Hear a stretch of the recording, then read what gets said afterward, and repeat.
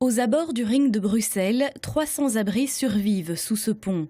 Malgré le froid, la saleté et le bruit des voitures, ils préfèrent passer la nuit ici. Comme d'autres, ils refusent de dormir dans des centres d'accueil. C'est mieux ici. Pourquoi? Parce que là-bas, c'est beaucoup de monde.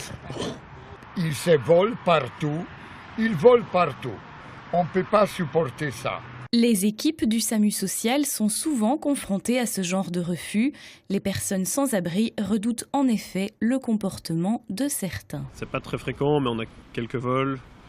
On a parfois des incompatibilités entre les caractères dans les chambres qui sont communes. Les animaux de compagnie sont rarement admis dans les centres d'hébergement.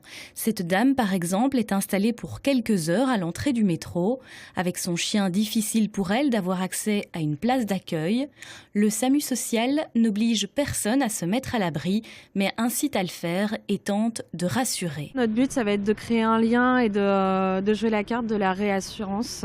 Voilà, d'offrir un espace sécurisant pour la personne et leur offrir aussi les besoins de base, donc hygiène, nourriture. Les travailleurs sociaux constatent que les personnes qui restent dans la rue veulent en fait rester libres. Dans les centres, il faut respecter certaines règles. Ne pas fumer dans les chambres, ne pas boire d'alcool à l'intérieur des centres. Respecter les heures de sommeil, donc ça veut dire qu'à 23 heures on demande aux personnes d'aller dans les chambres. On recense 2300 sans-abri rien que dans la capitale. Durant l'hiver, beaucoup n'ont pas d'autre choix que d'accepter malgré tout une solution d'hébergement d'urgence.